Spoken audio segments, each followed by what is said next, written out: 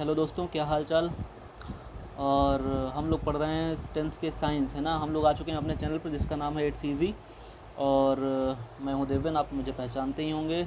चलिए शुरू करते हैं। आज का जो टॉपिक है, हमने पिछले लेक्चर में क्या क्या पढ़ लिया था। पिछले लेक्चर में हमने पढ़ा था बेटा, पिछले लेक्चर में हमने ये सारी चीज़ें कर ली थी। ये वाला जो अभ्यास है वो कर लिया था, डिकम्पोजिशन रिएक्शन वगैरह कर ली थी।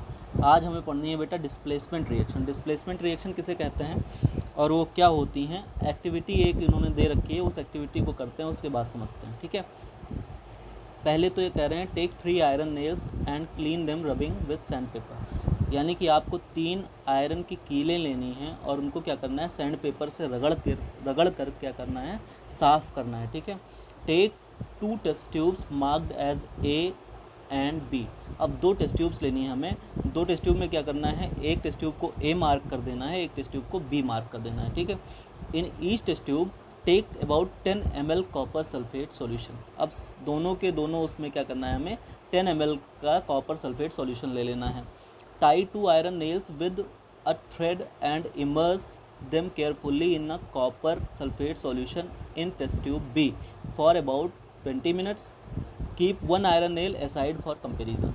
अब आपको क्या करना है, 2 आयरन नेल्स को एक थ्रेड से यानी कि धागे से, जैसा इन्होंने इस फिगर में दिखाया हुआ है, ये फिगर आपको दिख रहा होगा, इस फिगर में जैसा दिखाया हुआ है वैसे ही हमें करना है बेटा, ठीक है। और एक को क्या करना है, एक को इमर्स कर देना है, किसमें, इसी सॉल्यूशन में, ठीक है। इसी सॉल्यूशन में हमें इमर्स कर देना है और टाई कर देना है, ठीक है। अब उसके बाद 20 मिनट के लिए रख देना है उसको, और टेस्ट ट्यूब बी में करना है for about 20 minutes. Keep 1 iron nail outside, ठीक है। मतलब आप इसको दूसरे आयरन नेल को क्या कर सकते हैं, उसको असाइड कर सकते हैं, और उसको जो है आप असाइड करके क्या करेंगे, कंपैरिजन के लिए रखेंगे, ठीक है। दूसरा चीज़ क्या है बेटा, दूसरा ये कह रहे हैं उसके बाद after 20 minutes take out the iron nails from the copper sulphate solution. उसके बाद हमें क्या कर लेना है, उन आयरन नेल्स को जो हमने स्ट्रिंग से उसमें बांधी हुई थी, जो थ्रेड से उसमें बांधी हुई थी, उनको हमें वापस निकाल लेना है, ठीक। From the copper sulphate solution compare the intensity of blue colour of copper sulphate solution in test tubes A and B. मान लो ए टेस्ट ट्यूब में कोई कॉपर सल्फेट का जो सॉल्यूशन था वो कलर कैसा है, और जो आपने बी में जिसमें आयरन नेल रख दी थी उसका कलर कैसा है, दोनों को बेटा हमें कंपेयर करना है, ठीक है। अब कंपेयर करते हुए जाएंगे तो ऑल्सो, और ये क्या कर रहे हैं, also compare the colour of iron nails dipped in the copper sulphate solution with 1 kept aside. यानी कि हमें उन आयरन नेल्स को भी कंपेयर कर लेना है जिनका कलर अगर कुछ परिवर्तित हुआ हो, जो बाहर रखी हुई थी उस वाले से, जो हमने अंदर थ्रेड के थ्रू डाल रखी थी, उससे दोनों से कंपैरिजन करना है। अब देखेंगे हम क्या क्या उसमें हो रहा होता है, ठीक है। तो हम देखेंगे जो आयरन नेल बाहर रखी हुई थी वो तो एज इट इज़ है, ठीक है, उसमें कोई भी परिवर्तन नहीं नज़र आ रहा है। मगर जो कॉपर सल्फेट वाले सॉल्यूशन में डाली गई थी उसमें क्या हो रहा है बेटा, उसमें कॉपर सल्फेट सॉल्यूशन से आयरन नेल ने कुछ सॉल्यूशन का भाग ले लिया है अपने ऊपर, और उससे उसका कलर क्या हो गया है, बिल्कुल कॉपर जैसा हो गया है थोड़ा बहुत, ठीक है। और यहाँ पर हम ए और बी जो टेस्ट ट्यूब रखी हुई थी, ये देखिएगा, ये जो आपके टेस्ट ट्यूब्स हैं, यहाँ पे ये कलर ए टेस्ट ट्यूब का है और ये कलर जो है बी टेस्ट ट्यूब का है। ये मान लो बी है और इसी में हमने क्या रखा था, इसी में हमने ये आयरन नेल्स रखी थी, ठीक है, जिसको स्ट्रिंग से हमने बांध दिया था। तो उससे क्या होता है बेटा, उससे ये चीज़ ये हमें दिखा रही होती है कि यहाँ से कोई चीज़ थी जो इस पे आकर के लग गई है, और दूसरे वाले में कॉपर सल्फेट सॉल्यूशन वैसे का वैसा ही बना रहता है, ठीक है। अब देखिए, iron nails and copper sulphate solutions compared before and after the experiment. अब ये दोनों before and after the experiment वाली चीज़ें हैं, ठीक है। अब चलिए हम आगे बढ़ते हैं इसमें, देखिएगा। Why does the iron nail become brownish in color and blue color of copper sulfate solution fade? अब यहाँ पे B वाले सॉल्यूशन में क्या हो रहा है, ब्लू कलर जो था कॉपर सल्फेट का वो फेड हो गया, और यहाँ पर ब्राउनिश कलर आ गया किसके ऊपर, आपकी आयरन नेल के ऊपर। ऐसा क्यों हुआ? The following chemical reaction takes place in this activity. अब यहाँ पे क्या होता है बेटा, ये केमिकल रिएक्शन हो रही होती है, और केमिकल रिएक्शन जो हो रही होती है उसमें क्या होता है, डिस्प्लेसमेंट रिएक्शन हो रही होती है। यानी कि कोई चीज़ डिस्प्लेस हो रही होती है एक दूसरे कैरेक्टर के कारण, ठीक है। तो वहाँ पे हम कह देंगे कि it is a displacement reaction. अब यहाँ देखिए क्या हो रहा है बेटा, इस रिएक्शन में मेनली हो ये रहा है कि आयरन जो था बेटा कॉपर सल्फेट के सॉल्यूशन से, एक्वस सॉल्यूशन से जब रिएक्ट करता है तो वो फेरस सल्फेट बनाता है, ठीक है, और ये एक्वस हो जाता है और कॉपर अलग बच जाता है साइड में, ठीक, कॉपर अलग बच जाता है जो सॉलिड के फॉर्म में होता है और FeSO4 का सॉल्यूशन बन जाता है, ठीक। इन this reaction iron has displaced और रिमूव्ड अनदर एलिमेंट कॉपर। अब इसने क्या किया, कॉपर को अलग निकाल दिया और कॉपर सल्फेट सॉल्यूशन में खुद घुल गया और खुद क्या बना लिया, FeSO4 सॉल्यूशन, ठीक है, फेरस सल्फेट का सॉल्यूशन बना लिया। यानी कि बी जो हमारे पास मिल रहा है यहाँ पे FeSO4 का सॉल्यूशन मिल रहा होगा और ये जो कॉपर सॉलिड था वो अलग निकल गया जिसका कलर आयरन के ऊपर आ गया, ठीक है। अब देखिएगा, in this reaction iron has displaced and removed another element copper from copper sulphate solution, this reaction is known as displacement reaction. अब यहाँ पे कॉपर क्या हुआ, कॉपर को डिस्प्लेस किसने कर दिया, आयरन को, चूँकि ये आयरन ने इसको डिस्प्लेस लिए कर दिया क्योंकि ये इलेक्ट्रोकेमिकल सीरीज़ में ऊपर है बेटा। अभी हम जब इलेक्ट्रोकेमिकल सीरीज़ पढ़ेंगे तो उसमें बताएंगे कि कौन ऊपर है और कौन रिएक्टिव है और कौन किसको डिस्प्लेस कर सकता है, ठीक है। तो आपको वहाँ की ज़रूरत अभी नहीं है, फिलहाल मैं जो पढ़ा रहा हूँ वो पढ़िए। देखिएगा कि यहाँ पे आयरन ने क्या किया, कॉपर को आपके डिस्प्लेस कर दिया और कॉपर को जब डिस्प्लेस किया है बेटा तो कॉपर डिस्प्लेस हो गया, उसके कारण क्या बन गया हमारे पास, FeSO4 सॉल्यूशन बन गया। अब FeSO4 जो सॉल्यूशन बन रहा है, ऐसे ही कई सारी केमिकल रिएक्शंस और हैं, ठीक है। जैसे जिंक का अगर रिएक्शन कॉपर से कराया जाए तो ZnSO4 सॉल्यूशन बन जाएगा, ठीक है। ऐसे ही लेड का अगर सॉल्यूशन वो रिएक्शन करवा दिया जाए CuCl2 से, यानी कि क्यूप्रिक क्लोराइड से या कॉपर क्लोराइड से, तो उससे क्या होगा बेटा, उससे भी लेड क्लोराइड बन जाएगा और कॉपर अलग निकल जाएगा। यानी कि ये जो जिंक और लेड और आयरन हैं ये तीनों क्या हैं, ये मोर रिएक्टिव दैन कॉपर हैं, ठीक है। और ये डिस्प्लेस कर सकते हैं किसको, कॉपर को, और कॉपर को डिस्प्लेस करने की प्रक्रिया ही क्या कहला रही है यहाँ पे, डिस्प्लेसमेंट रिएक्शन, ठीक है। आपको बस इतना याद रखना है कि डिस्प्लेसमेंट रिएक्शन में क्या होगा बेटा, एक चीज़ किसी दूसरी चीज़ को डिस्प्लेस करके उसकी जगह को ग्रहण कर लेगी तो वो डिस्प्लेसमेंट रिएक्शन कहलाएगी। समझ में आ रहा है कि नहीं आ रहा है? समझ में आ रहा हो तो एक लाइक बनाना, ठीक है, लाइक करके बताना और कमेंट करके ज़रूर बताना, ठीक है। अगली रिएक्शन जो हमें पढ़नी है बेटा वो है double displacement reaction. Double displacement में, अब डिस्प्लेसमेंट रिएक्शन तो हमने पढ़ ली, यहाँ पर सिंगल जो कंपोनेंट था वो क्या हो रहा था, डिस्प्लेस कर दे रहा था किसी दूसरी चीज़ को। अब डबल डिस्प्लेसमेंट में क्या होगा, चलो एक एग्जांपल और करते हैं। एक्टिविटी 1.10 में देखिएगा, 1.10 जो है इसमें कह रहे हैं take about 3 ml of sodium sulphate solution in a test tube. अब इसमें इन्होंने क्या किया बेटा, लगभग कितना 3 ml ऑफ कितना क्या ले लिया, सोडियम सल्फेट सॉल्यूशन ले लिया, ठीक है, एक उसमें, और एक में क्या ले लिया, बेरियम क्लोराइड ले लिया, ठीक। In another test tube take about 3 ml of barium chloride, mix the two solutions. अब दोनों सॉल्यूशन को इन्होंने क्या कर दिया, ये देखिए मिक्सिंग कर रहे हैं ना, ये जो मिक्सिंग की प्रक्रिया है वो कर दी इन्होंने। अब मिक्सिंग करने के बाद क्या हुआ देखिएगा, you will observe that white substance which is insoluble in water is form. यहाँ पर क्या हो रहा है, यहाँ पर formation of a white substance takes place, है ना, जो कि वाटर में क्या है, इनसॉल्युबल है। वाटर इनसॉल्युबल है यानी कि वहाँ पर कोई चीज़ ऐसी बन रही है जो अवक्षेप के रूप में हमें प्राप्त हो रही है। कहाँ पे, इसी टेस्ट ट्यूब में, ये देखिएगा यहाँ पे अवक्षेप के रूप में प्राप्त हो जाएगी और उससे क्या होगा, वो वाइट कलर की रहेगी, ठीक है। अब यहाँ पे क्या है, this insoluble substance is form known as precipitate. हाँ मैंने बताया ना, प्रेसिपिटेट के फॉर्म में ही वो हो रही होगी। और any reaction that produces a precipitate can be called as precipitation reaction. और इस रिएक्शन को हम क्या बोल सकते हैं बेटा, इस रिएक्शन को हम प्रेसिपिटेशन रिएक्शन भी बोल सकते हैं। क्यों, क्योंकि यहाँ पर प्रेसिपिटेट यानी कि अवक्षेप का निर्माण हो रहा है या प्रिपरेशन हो रही है, ठीक है। अब प्रेसिपिटेट अगर बन रहा है तो वो रिएक्शन कैसी कहलाएगी, प्रेसिपिटेशन रिएक्शन। और जबकि यहाँ पे हो क्या रहा है, जो प्रक्रिया क्या हो रही है, प्रक्रिया ये हो रही है कि हमारे पास सोडियम सल्फेट था बेटा, सोडियम सल्फेट जब रिएक्ट कर रहा है किससे, बेरियम क्लोराइड से, सोडियम सल्फेट और बेरियम क्लोराइड का रिएक्शन बेरियम सल्फेट और सोडियम क्लोराइड को फॉर्म कर रहा है ना, सोडियम क्लोराइड और बेरियम सल्फेट बन रहा है, ठीक। अब यहाँ पर आपको ये जब चीज़ें दिख रही हैं, यहाँ पे रिएक्टेंट दो हैं, ये इधर रिएक्टेंट दो हैं और इधर बेटा क्या है, प्रोडक्ट दो हैं। अब प्रोडक्ट दो हैं यानी कि आपको समझ में आ रहा होगा यहाँ पे डबल डिस्प्लेसमेंट हो रहा है। डबल डिस्प्लेसमेंट का मतलब इसकी चीज़ जो इस वाले रिएक्टेंट की चीज़ है या इस वाले रिएक्टेंट की जो प्रक्रियाएं हैं वो क्या हो रही हैं, देखिएगा इस वाले रिएक्टेंट की चीज़ इस वाले के साथ चली जा रही है, यानी कि Na2 के साथ Cl चला जा रहा है, ठीक है, NaCl बना रहा है 2NaCl और BaSO4 बन रहा है, ठीक है। BaSO4 था तो BaCl2 की जगह BaSO4 बन गया, ठीक है। अब यहीं पे बेरियम सल्फेट और सोडियम क्लोराइड का फॉर्मेशन हो रहा है, तो इसको यहाँ पे डबल बार डिस्प्लेसमेंट हो रहा है, यानी कि डिस्प्लेसमेंट तो हो रहा है लेकिन डबल जगह पे हो रहा है, इसीलिए इस रिएक्शन को हम क्या बोल देते हैं बेटा, it is double displacement reaction, ठीक। अब अगला टॉपिक जो है बेटा हमें क्या पढ़ना है, ऑक्सीडेशन एंड रिडक्शन होगा। अब देखिए, what causes this, the white precipitate of BaSO4 is formed by one reaction of SO4 2- and Ba2+, ठीक है। The other product formed by sodium chloride which remains in the solution. अब यहाँ पे हो ये रहा है बेटा, हमारे पास SO4 2- होता है, ठीक है, जिसकी वैलेंसी 2- है, ठीक। अब वो बेरियम 2+ के साथ क्या होता है, बॉन्ड बना लेता है, तो फॉर्मेशन ऑफ किसका हो जाएगा, BaSO4 का हो जाएगा, और सोडियम क्लोराइड जो है अवक्षेपित हो जाएगा। सोडियम क्लोराइड जानते हैं ना, सोडियम क्लोराइड आपका नमक है, ठीक। सोडियम क्लोराइड जो है वो यहाँ पे अवक्षेप के रूप में आपको मिल जाएगा। अब देखिएगा, such reaction in which there is exchange of ions between the reactants are called double displacement reaction, यानी कि ऐसे रिएक्शंस जहाँ पर क्या हो रहा हो, जहाँ पे एक्सचेंज ऑफ आयंस हो जाए, ठीक है, दो रिएक्टेंट्स के बीच एक्सचेंज ऑफ आयंस हो जाए, यानी कि हमारे आयन तुम ले जाओ, तुम्हारे आयन हम ले जाएं, यानी कि एक हाथ दे एक हाथ ले वाला जब प्रोसेस आ जाएगा, तो वहाँ पे कौन सी रिएक्शन हो जाएगी बेटा, डबल डिस्प्लेसमेंट रिएक्शन हो जाएगी, ठीक है, डबल डिस्प्लेसमेंट रिएक्शन हो जाएगी, ठीक। चलिए आगे बढ़ते हैं हम लोग।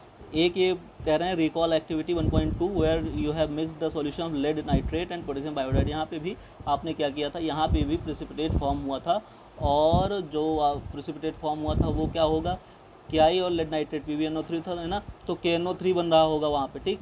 और can you name the compound of the precipitated the balanced chemical equation. चलो बैलेंस्ड केमिकल इक्वेशन इसका हम करवा देंगे बाद में। It is also double display, और वो भी क्या था, डबल डिस्प्लेसमेंट रिएक्शन ही था बेटा, ठीक है। चलिए आगे बढ़ते हैं हम लोग। ऑक्सीडेशन रिडक्शन, ये चीज़ हमें इंपॉर्टेंट है और इसको पढ़ लेते हैं, ठीक है। ऑक्सीडेशन रिडक्शन बहुत ज़्यादा ज़रूरी टॉपिक है और ये हमें पढ़ना अति आवश्यक है, ये क्वेश्चन इससे बहुत बनते हैं, ठीक है। चलिए इसको हम पढ़ते हैं। देखिए इसमें क्या इन्होंने किया है, heat a China dish containing about 1 gram of copper powder. Copper powder को इन्होंने चाइना डिश में रख लिया है, that is your porcelain dish, है ना, पोर्सलिन डिश में, और उसको हीट कर रहे हैं ये। अब चाइना डिश में कॉपर पाउडर था, वो हीट हो रहा है, हीट होते होते क्या हो रहा है, the surface of the copper powder becomes coated with black copper second oxide, यानी कि जैसे ही कोई चीज़ हीट होती है वो क्या काम करती है, वो ऑक्सीजन के साथ क्रिया करती है और अपने ऊपर एक कोट बना लेती है। कोट का मतलब होता है एक लेयर बना लेती है, और वो लेयर काहे की होती है बेटा, कॉपर सेकेंड ऑक्साइड की होती है, ठीक है, CuO की होती है, ठीक। Which why has this black substance formed, और ये ब्लैक सब्सटेंस जो बन रहा है ये बना क्यों, अब क्वेश्चन यही है। This is because oxygen is added to copper and copper oxide is form. अब जैसे मैग्नीशियम और ऑक्सीजन मिलकर क्या बना रहे थे, मैग्नीशियम ऑक्साइड बना रहे थे बेटा, वैसे ही कॉपर और ऑक्सीजन मिलकर क्या बना रहे हैं, कॉपर ऑक्साइड बना रहे हैं, ठीक। ये आपको ध्यान में रखना है। कॉपर ऑक्साइड कैसे बन रहा है, कॉपर और ऑक्सीजन का जब मिश्रण हो रहा है, कॉपर जो है जब हीट किया जा रहा है तो ऑक्सीजन से मिल करके वो क्या बना रहा है, हीट के साथ CuO बना ले रहा है, यानी कि जिसको हम कॉपर ऑक्साइड बोलते हैं, वो ब्लैक कलर का होता है, ठीक है। चलिए, if hydrogen gas is passed over the heated material CuO, the black coating of the surface turns brown as the reverse reaction takes place and copper is obtain. अब यहाँ पे अगर हम हाइड्रोजन लेकर के चले आएँ, हाइड्रोजन अगर आ जाएगी गैस, तो वहाँ पे वाटर की फॉर्मेशन हो जाएगी, चूँकि H2 जो है वो रिएक्शन किससे कर लेगी, ऑक्सीजन से, और कॉपर हमें फिर से मिल जाएगा, ठीक है। हीट करते हुए अगर हम हाइड्रोजन को ले आएँ, ठीक, हाइड्रोजन गैस को CuO के साथ अगर मिक्स कर दें तो हम क्या होगा, वहाँ पे H2O की फॉर्मेशन हो जाएगी और Cu जो है अलग निकल जाएगा बेटा, ठीक। तो इसमें कोई रॉकेट साइंस तो है नहीं, ठीक है। चलिए अगला हम ये पढ़ते हैं। देखिए, if a substance gains oxygen during a reaction, gain oxygen during the reaction, अब ये पॉइंट इंपॉर्टेंट है। जैसे ही कोई सब्सटेंस गेन करता है किसको, ऑक्सीजन को गेन कर रहा होता है, दैट इज़ ऑक्सीडेशन बेटा, ठीक है। जैसे ही वो ऑक्सीजन को गेन करता है वो क्या होता है, वो ऑक्सीडेशन कहलाता है। It is said to be oxidise, यानी कि उसमें ऑक्सीडेशन की प्रक्रिया हो गई, उसी को हम कहते हैं ये ऑक्सीडाइज हो गया। If a substance loses oxygen during the reaction, अगर कोई सब्सटेंस ऐसा है जो लूज कर रहा है किसको, ऑक्सीजन को, तो वहाँ पे हम कह देंगे इट इज़ रिड्यूस्ड, यानी कि ये रिडक्शन के प्रक्रिया के तहत चला गया और ये रिड्यूस हो गया है, ठीक है। तो during the reaction 1.29 the copper oxide is losing oxygen and is being reduced. और जब हम रिएक्शन ये वाली देखेंगे जहाँ पे ये हाइड्रोजन के साथ रिएक्शन कर रहा है बेटा, ये देखिएगा, ये जब रिएक्शन कर रहा है यहाँ पे, तो ये जो प्रक्रिया हो रही है ये वाली 1.29 वाली, ठीक है। इसमें क्या हो रहा है, इसमें कॉपर किसके साथ रिएक्शन कर रहा है, हाइड्रोजन को ऐड कर रहा है अब खुद में। वो हाइड्रोजन से क्या हो रहा है, हाइड्रोजन से ऑक्सीजन जो है निकल जा रहा है H2O फॉर्म में, और ऑक्सीजन लूज़ हो रहा है किससे, कॉपर ऑक्साइड से, ठीक है। तो कॉपर ऑक्साइड से अगर ऑक्सीजन लूज़ हो रहा है तो इट इज़ रिड्यूस्ड, यानी कि लॉस ऑफ ऑक्सीजन क्या होता है, वो रिडक्शन होता है, ठीक है। अब यहाँ पे the hydrogen is gaining oxygen and being oxidise, और हाइड्रोजन जो क्या कर रहा है, हाइड्रोजन अपने आप में ऑक्सीजन को ऐड कर रहा है, यानी कि गेन कर रहा है, उसको अपने अंदर जोड़ करके क्या बना रहा है, वाटर बना रहा है, जिससे क्या हो रहा है, वो खुद ऑक्सीडाइज हो रहा है, ठीक है। अब ऐसी रिएक्शन जहाँ पे क्या हो, साइमल्टेनियसली रिडक्शन एंड ऑक्सीडेशन दोनों हो रहा हो, ऐसी रिएक्शन को हम बोलते हैं बेटा रिडॉक्स रिएक्शन, ठीक। रिड का मतलब रिडक्शन और ऑक्स का मतलब ऑक्सीडेशन, ठीक है।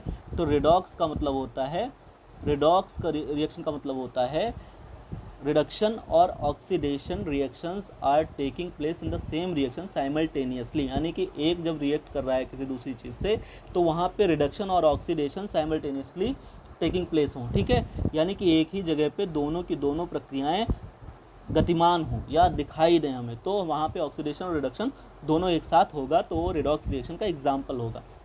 अब यहाँ पे देखिए some other examples of redox reactions are ZNO + C। अब यहाँ पे आप जरा रिडक्शन किसका हो रहा है, ऑक्सीडेशन किसका हो रहा है बताइएगा कमेंट बॉक्स में, मैं वेट करूँगा आपके जवाब का, ठीक है। और दूसरी जो रिएक्शन है MnO2 + 4HCl, कहाँ ऑक्सीजन ऐड हो रही है, कहाँ से ऑक्सीजन निकल रही है, ये आपको बताना है। जहाँ से ऑक्सीजन निकल रही होगी उसका रिडक्शन हो रहा होगा, और जहाँ पे ऑक्सीजन ऐड हो रही होगी उसका ऑक्सीडेशन हो रहा होगा, ठीक है। ऑक्सीकरण और इसको रिडक्शन बोलते हैं, ठीक है। तो ऑक्सीडेशन रिडक्शन को आप अगर समझ गए होंगे तो कमेंट बॉक्स में ज़रूर बताइएगा, और वीडियोस कैसी लग रही हैं ये भी कमेंट बॉक्स में ज़रूर सूचित करा करिए। इससे हमारे लिए थोड़ा सा ये महसूस होता है कि हम वीडियोस को और क्या क्या अच्छाइयाँ उसमें भर सकते हैं, खूबियाँ उसमें डाल सकते हैं। चलिए आगे आते हैं हम लोग। In reaction 1.31 carbon is oxidise to CO। अब इन्होंने खुद ही बता दिया है, ये आप पढ़ लीजिएगा। वैसे मैंने जो जितना बताया, ऑक्सीजन अगर ऐड हो रहा होगा then that is oxidation, oxygen अगर रिमूव हो रहा होगा कहीं से तो वो रिडक्शन है, ठीक है। और वहाँ पे उन्होंने बता ही दिया होगा कि क्या क्या चीज़ें हो रही हैं जिसके कारण कौन ऑक्सीडाइज हो रहा है, कौन रिड्यूस हो रहा है, ठीक। अब केमिस्ट्री में क्या है, देखो कुछ चीज़ें हैं। Have you observe the effects of oxidation reaction in everyday life. अब आपने क्या ऑक्सीडेशन एवरीडे लाइफ में कहीं देखा है कि नहीं देखा है? मोस्टली केसेस में आपका जवाब हाँ होना चाहिए, क्योंकि आपने ये चीज़ें देख रखी हैं। पहली चीज़ जो है वो है कोरोजन। कोरोजन का मतलब होता है बेटा क्षरण, संक्षरण जिसको बोलते हैं हम हिंदी में। ये होता क्या है, जब भी जंग लगती है लोहे में, ठीक है, पहले आप कोई भी आयरन का कोई भी चीज़ लेकर के आएंगे तो वो क्या होगा, शाइनी होगा, बहुत अच्छा दिखेगा। बट कुछ दिन वो ऐसे रखा रहेगा, उसके बाद अगर उस पर थोड़ा बहुत मतलब पानी पड़ जाए या फिर वो ऑक्सीजन से क्रिया करे तो क्या होता है, वहाँ पे रेड कलर का या रेडिश ब्राउन कलर का क्या होता है, एक प्रेसिपिटेट टाइप या पाउडर टाइप का कुछ बन जाता है। तो वो जो बनता है वो होती है जंग, जिसको हम बोलते हैं, जंग लगना जिसको बोलते हैं, ठीक है, रस्टिंग। और रस्टिंग ऑफ आयरन को ही हम कोरोजन के नाम से जानते हैं, ठीक है। और ये जो कोरोजन की प्रक्रिया होती है, इसमें क्या होता है, इसमें धीरे धीरे करके वो पदार्थ जो लोहे का होता है या किसी और चीज़ का होगा, उसकी जो कोटिंग होती है वो ऑक्सीडाइज होकर के दूसरे फॉर्म में कन्वर्ट होकर के उस पदार्थ को या उस आर्टिकल को, उस बर्तन को, उस चीज़ को क्या करती है, ख़राब कर देती है, और वो अल्टीमेटली टूट जाता है या ख़राब हो जाता है, ठीक है। अल्टीमेटली बिल्कुल गायब भी हो सकता है। आपने देखा होगा कई सारी गाड़ियाँ जो पुलिस स्टेशन में रखी रहती हैं, वो धीरे धीरे पानी पड़ा करता है उनके ऊपर, धूल मिट्टी और प्रदूषण के कारण क्या होता है, वो धीरे धीरे गायब हो जाती हैं, और वहाँ पे कोई उनको ले जाने वाला नहीं होता है, चूँकि इसीलिए वो धीरे धीरे गायब हो गई होती हैं। किसी का टायर गायब हो गया होता है, किसी का कुछ गायब हो गया होता है। तो जिसमें लोहे की जितनी भी चीज़ें लगी होती हैं वो क्या होती हैं, वो संक्षरित होती हैं, जिसको हम कोरोजन के नाम से जानते हैं, ठीक है। Corrosion causes damage to car bodies को भी आपने देखा होगा, डैमेज हो जाता है। ब्रिजेज़ को, यानी कि जो ब्रिजेज़ बनाए जाते हैं उसमें भी आपने देखा होगा, छतों में जो सरिये लगाए जाते हैं वो भी धीरे धीरे क्या होते हैं, ऑक्सीडाइज हो जाते हैं, और वो अपने आप को बिल्कुल पतला बना लेते हैं, या वो ऑक्सीडेशन के कारण क्या होता है, मजबूत नहीं रह जाते हैं, ठीक है। आयरन रेलिंग्स, मान लो आयरन की रेलिंग लगी हुई है किसी के घर में, तो उसमें भी ये चीज़ होती ही होती है, ठीक है। अल्टीमेटली ये चीज़ होगी, क्योंकि ऑक्सीडेशन एक ऐसी प्रक्रिया है जो ऑक्सीजन से क्रिया करने के बाद कोई भी चीज़ या जो आयरन से बनी है वो देगी ही देगी, ठीक है। Ships and all objects made of metals, यानी कि मेटल्स से जितने भी ऑब्जेक्ट्स बने हैं तो वो क्या होंगे, वो कोरोड होंगे, है ना, या वहाँ पे कोरोजन की प्रक्रिया दिखाई देगी। स्पेशली दोज ऑफ आयरन, यानी कि जो मोस्टली हम कह सकते हैं कि आयरन के जितने भी यूटेंसिल्स होते हैं वो सब बहुत जल्दी होते हैं, ठीक है। Every year an enormous amount of money is spent to replace damaged iron, यानी कि हमारे यहाँ ऐसी व्यवस्था है कि बहुत सारा पैसा हर साल इस चीज़ में वेस्ट होता है कि हमें डैमेज्ड आयरन को क्या करना है, रीमैन्युफैक्चर करना है, उसको दोबारा से लगाना है, ठीक है। You will learn more about corrosion in chapter 3। अब चैप्टर 3 जब हम पढ़ेंगे तो वहाँ पे कोरोजन को डिटेल में पढ़ेंगे, ठीक है। दूसरी चीज़ है रैंसिडिटी। रैंसिडिटी टर्म भी आपको मालूम ही होगा। रैंसिडिटी में आपको ध्यान होगा कि अभी आपने कुछ खाया हो और वो कैसा हो गया हो, वो आपको ऐसा लगने लगा हो जैसे उसमें कुछ अजीब स्वाद आ रहा है, और वो अगर तेल से बना हो खासकर, ठीक है। तो हैव यू एवर टेस्टेड और smell that fat oblique oil containing food material left for a long time. बहुत दिन अगर उसको रख दिया जाता है तो क्या होता है, वो बेटा ऑक्सीडाइज हो जाते हैं, वहाँ पे ऑक्सीडेशन हो जाता है, जिसके कारण उनका जो स्वाद होता है वो बहुत परिवर्तित हो जाता है, ठीक है। When fats and oils are oxidise they become rancid, वो रैंसिड हो जाते हैं, और their smell and taste changes. उसके बाद क्या होता है, उनका स्मेल जो होता है और टेस्ट जो होता है वो चेंज हो जाता है। Usually substances which prevent oxidation are called antioxidants. जो ऐसे जो चीज़ें होती हैं जो ऑक्सीडेशन को बचा लेती हैं, ऑक्सीडेशन से बचा लेती हैं किसी भी चीज़ को, उनको हम एंटीऑक्सीडेंट बोलते हैं। एंटीऑक्सीडेंट्स का आजकल बहुत प्रयोग हो रहा है, ठीक है। आपको भी एंटीऑक्सीडेंट के तौर पे एक पिल दी जाती है जिसको कहते हैं कि इसको खाएंगे तो आपके स्किन का ऑक्सीडेशन नहीं होगा, ठीक है। कोई भी आपको जो क्रीम मिलती है उसमें भी लिखा रहता है एंटीऑक्सीडेंट के साथ, ठीक है। तो अब एंटीऑक्सीडेंट्स को यूज़ क्यों किया जाता है, ताकि ऑक्सीडाइज ना हो वो चीज़, और ऑक्सीडाइज नहीं होगी तो ख़राब नहीं होगी, ठीक। अब देखिएगा, मान लीजिए कोई भी एयरटाइट पैकेट है, एयरटाइट पैकेट में क्या होता है, एयरटाइट पैकेट में नाइट्रोजन गैस भर दी जाती है। चिप्स विप्स की जो पैकेट होती है बेटा, वहाँ पे नाइट्रोजन गैस भर दी जाती है ताकि वो ऑक्सीडेशन से बचे रहें। आपने देखा होगा वो हवा और चिप्स वाला जो एक ऐड आता था कि इसमें हवा ही हवा भरी हुई है, हवा नहीं होती, वो नाइट्रोजन गैस होती है, जिसके कारण क्या होता है, जो आपका ऑक्सीडेशन की प्रक्रिया होती है वो वहाँ पे नहीं हो पाती है, ताकि आपके चिप्स और जो खाने वाले पदार्थ हैं वो ख़राब ना हो, ठीक है। तो इसीलिए हमें दो दो एग्जाम्पल मिल गए ऑक्सीडेशन के, एक हो गया कोरोजन और दूसरा क्या हो गया बेटा, दूसरा हो गया रैंसिडिटी। तो आपको ये याद रखना है, ठीक। अब उसके बाद ये व्हाट वी हैव लर्नड, ये सब आप अपने आप से पढ़िएगा, बाकी एक्सरसाइजेस करने की कोशिश करिएगा, मैं करवाऊँगा उसको कुछ दिन बाद। लेकिन इसके बाद हम दूसरा चैप्टर लेकर के आ रहे हैं, तो ये चैप्टर आप पूरा कंप्लीट कर चुके हैं, इसके नोट्स अपने आप बना लीजिए। अगर नहीं बना पाते हैं तो मैं नोट्स कुछ दिन में अपलोड कर दूँगा, ठीक है। तब तक के लिए आप पढ़ते रहिए, बढ़ते रहिए और देखते रहिए हमारे चैनल को, जिसका नाम है इट्स ईजी। बहुत बहुत धन्यवाद।